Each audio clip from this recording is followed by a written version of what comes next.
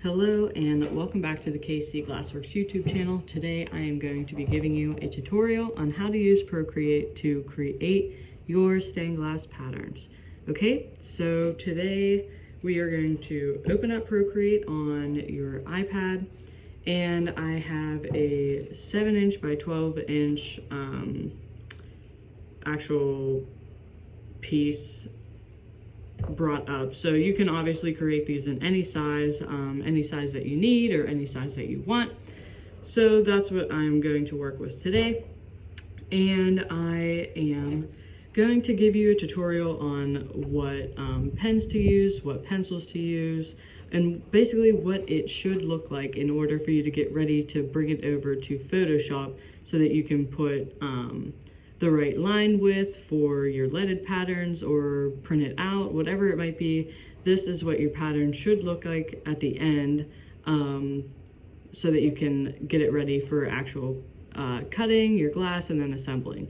Okay, so that's what we're going to work on today. And so as far as like inspiration goes or designing goes, there is many different ways that you can get inspiration for your patterns, and I'd like to dive deeper into that maybe in a different video. But for this one, I am going to use a picture that I took. So I'm going to go to this little wrench tool and go to add and then insert a photo. So I took a few photos of some plants that I have, and I'm just going to select one of them and bring it into the picture. Okay, so I really like how the leaves looked here, and I thought it'd make a really cool stained glass pattern.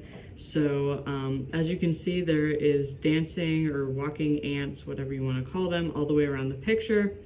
And then this blue arrow is selected at the top. So what you want to do is sort of move the picture around until you're happy with it. So I'm just going to sort of go maybe like this, just kind of give it a little shape, and then you're going to click anywhere on the screen or click the blue arrow so that it deselects it.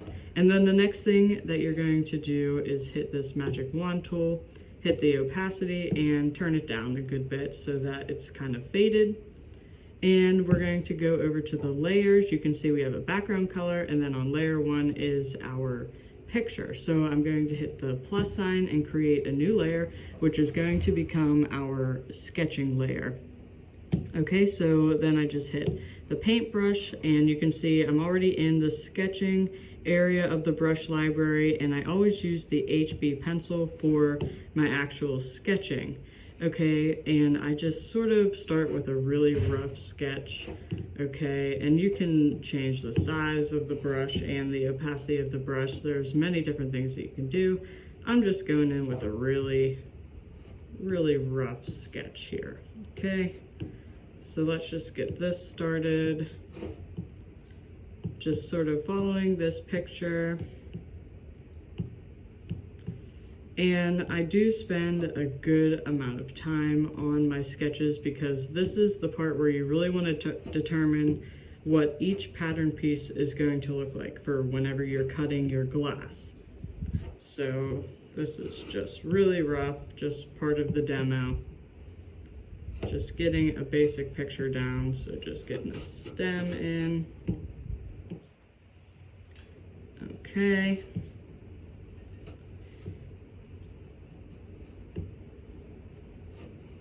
And I like to make my leaves a little bit more stylized than this. I put a lot more curves in my leaves and, you know, sort of just make it my own style by the end of the sketching process. So after I am happy with the sketch, let's say I'm completely done with it, I'm happy with it, and I'm ready to move on to basically like putting a Sharpie down, like penning the actual pattern so that it's ready to be printed.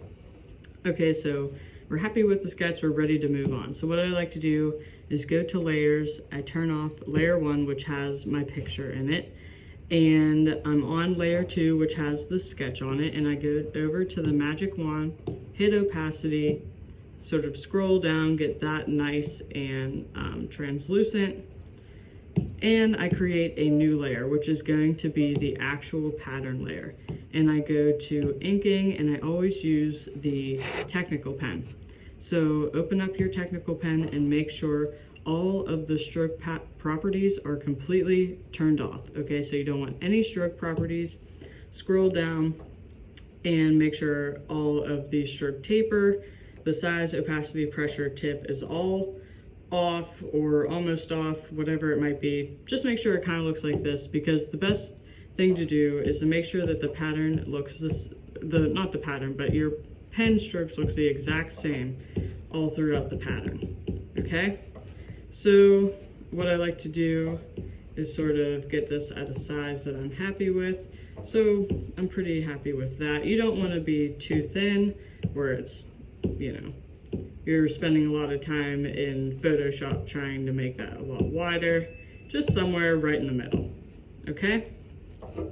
So then what I like to do is really take my time and so this is where our pattern starts to come to life, and we can start to see how it's going to look whenever we are cutting glass and where all of our lead lines are going to go. So I just take my time and make all of the shapes exactly how I want. Okay, just like this. And then I'll go throughout the entire pattern, make sure I'm happy with every single piece of glass. Okay, so I'll give you a better example on a finished artwork that I've done. So I just go to gallery. I'm just going to open up this artwork right here. So this is something that is completely finished, completely ready to go to Photoshop for printing. So what you want your pattern to look like. So let's just turn off one of these color layers. This is what you want your pattern to look like. So there's no sketching underneath, and every single piece of pattern I am happy with. So let me just add a quick layer, and I'm just going to put on the color red so that you can see what I'm talking about. So like if I just, like, this piece is good, okay? You just want to make sure, like, okay, like I'm happy with cutting out this piece. You know, am I going to have to use the ring saw on some pieces? You just want to determine that you're not making any crazy shapes before actually finishing your drawing and moving on to the Photoshop portion of your design process. Okay, so we have a finished pattern. What I like to do is just go up to the wrench tool, hit share, and then I always share to Photoshop with the PSD image, okay, so which would be the Photoshop image for the app. It would keep all of the measurements the same, all of the sizing the same, and all of the layers the same. So if you had multiple layers that you wanted to keep, everything would show up the same in Photoshop. Now, if you were just solely printing a pattern, you could use JPEG or PDF, whatever is easier for just printing. But whenever you're editing for like lead work or anything like that, you probably want to save it as a PSD and then move on to the design process in Photoshop as far as editing and making sure your lead width is all correct.